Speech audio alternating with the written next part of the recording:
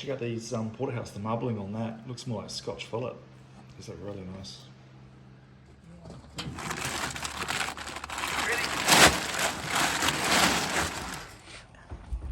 My gosh. Yeah, it's... Oh, no, it's really nothing. I want to try again. So the big guys are having a bit of trouble lifting this because it's very, very heavy. And I think they didn't realize how big and heavy it is. The guns are not big enough. Okay, we've sort of got it. It's tail. 1.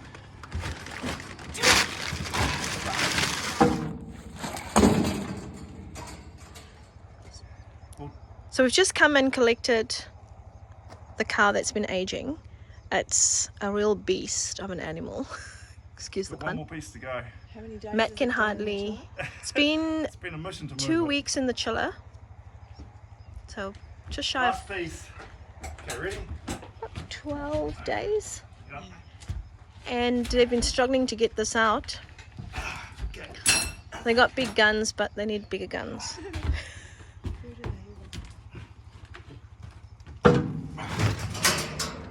Gosh, I can't Wow, believe that. Hook that's held that. incredible. Well done, Matt. So we've arrived home, and we're trying to get this onto the table so we can start processing it. I don't think we can, but we'll try.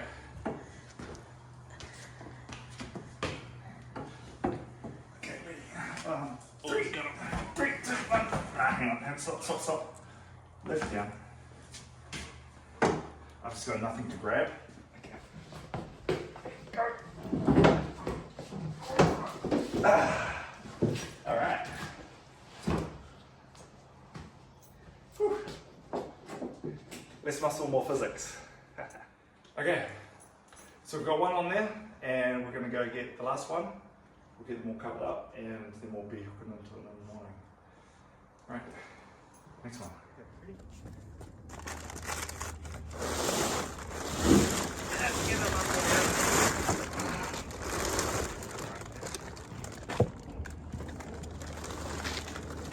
Okay, if you come back out, grab it. Oh, hang on.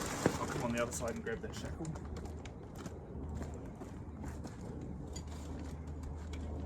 Okay. Keep going. Can you pull the plastic out, please, Will? Put everything you got. That's it, just tear it out. Yeah. There we go. Whew. I'm glad this is the last one.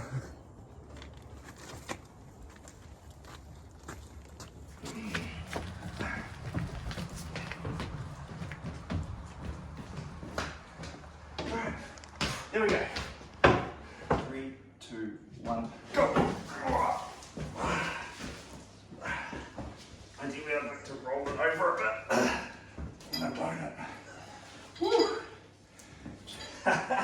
Oh my goodness. That is a monster.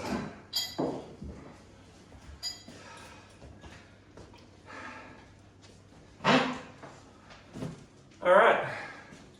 That's it, we've got all the cow up there. Next things we'll start boning out. I think we'll just have it covered for tonight. We'll keep all the windows open so it stays nice and cold. Left the fire off. And we'll get into it first thing in the morning. Whew. Right.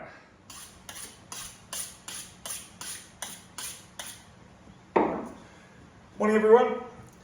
We're all ready to go. I've sharpened my knife. We've got a whole lot of cows sitting here, ready to get butchered. We've got some of our Harrier Springs moonshine here that we're going to use as sanitizer to wash as we work. How's that sanitizer there, love? That's the best moonshine sanitizer I've ever tasted. Right, let's get into it. Right, so the first thing we're going to do is I'm going to take these back legs off, bone them out, and get the rump, the silver side and top side off those. Bit of a mission because we don't have a hook to hang it from, but needs must. We'll just do what we can on the table here. After all, it's a homestead, not a butchery.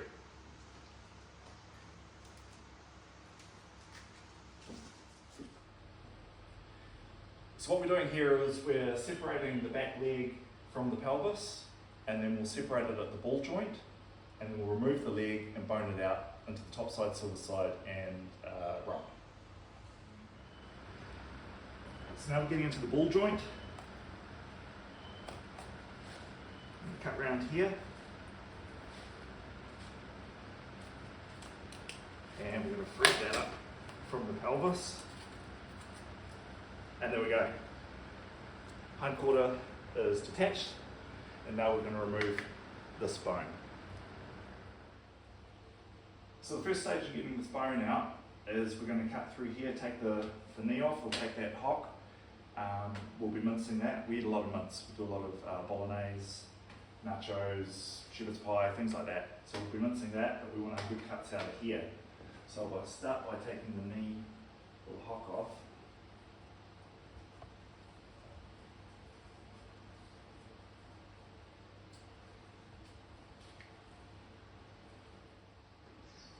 Okay, just getting through that joint now. And we've got that free. So we'll bone that out after this bit for mince. So from the inside of the thigh, I'm going to go from that ball joint that we had earlier through to the knee. Make a cut, and then I'm going to roll my knife around the bone and remove the bone. So in a straight line, following that long bone.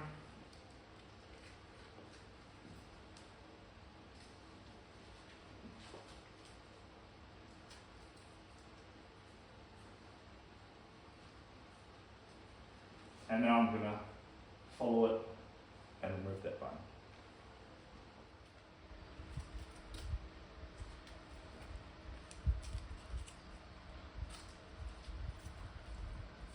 We go a lot by feel as well, just feel the side of that bone running down the edge of your knife. Trying to take too much meat away from the bone, but at the same time we have to work reasonably quickly. And my mother-in-law gets angry if I take all the meat off the bone, because she likes a little bit on there for her soups anyway. She reminds me every year.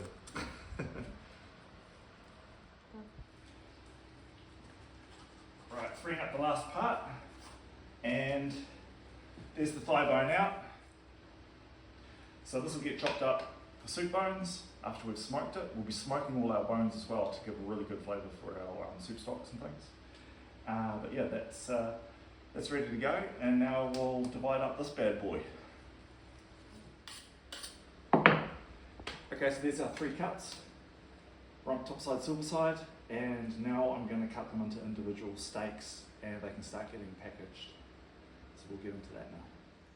Okay, now we're going to be cutting up those basic 3 cuts into our individual steaks. So these are going to be nice big Fred Flintstone steaks. Be great for in the summer on the barbecue.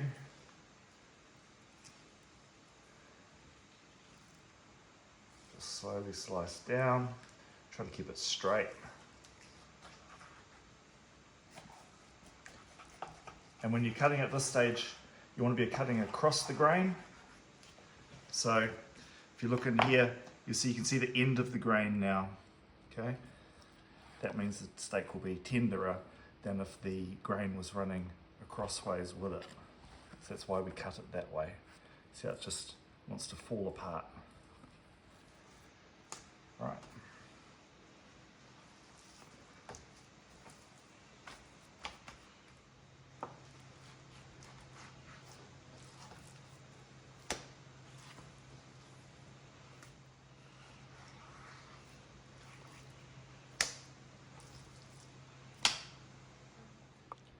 So now we're doing the silver side, and you can identify the silver side by the thick, heavy silver piece that runs down here. This big ligament, tendon, not sure. Yeah, so that's the silver side, and this is really good for stewing. These are your really nice BMA, those winter stews with nice steak cuts. There they are there. Very tasty.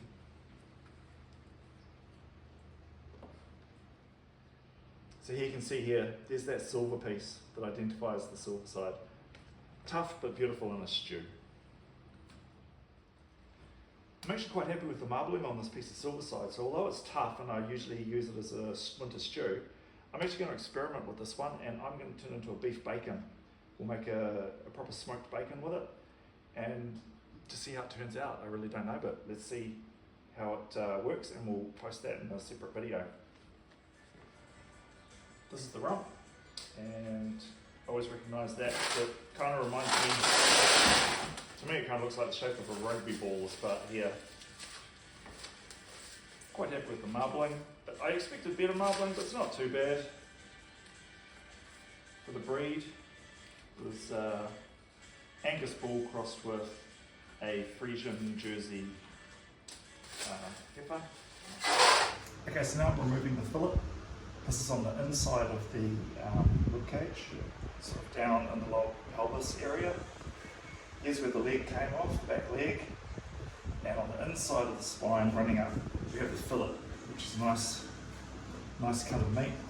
It's good to cut, we like to cook that in one piece on the barbecue and then slice it up once it's cooked. That comes off just like that. Just clear that up. Through here. That's the fillet, beautiful marbling. And we'll just cook that in one piece on the barbecue. I'm currently now taking off the back muscle that runs down the left side of the spine, and that would consist of the sirloin, porterhouse and Scotch fillet up there. So basically it means running the knife, following the rib cage, and I'm letting gravity just pull it away, and then I'll remove that, and then we'll cut all those particular steaks off there. Right, so I've got that back muscle off, and now we can start working on cutting it into the smaller cuts. It's a lot of meat. Check out these porterhouse, the marbling on that. Looks more like Scotch fillet. These look really nice.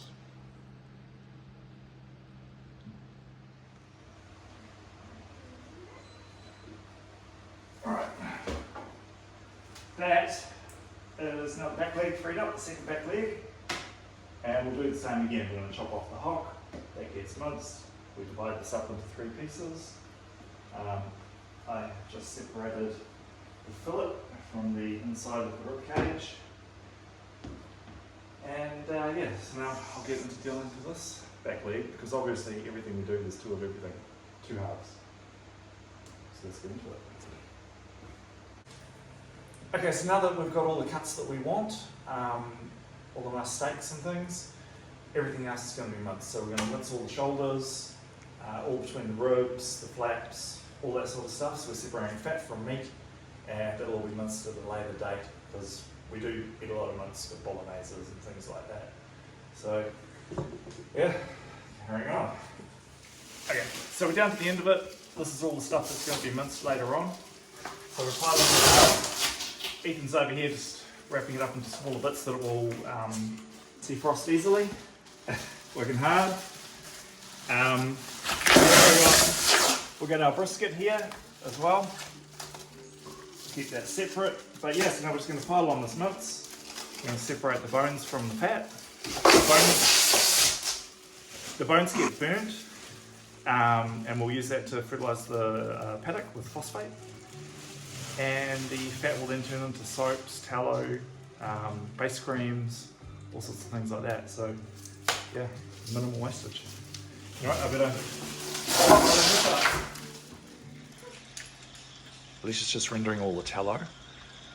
We use it for lots of different things. But I just thought I'd mention, so the hard waxy tallow we found renders much better than this softer fat. Not entirely sure what the difference is, but we've just found that that's the case. The hard waxy stuff, like candle wax, that seems to be give us the better results. And we'll purify this about 3 times down till it's a really nice, clear, pure product.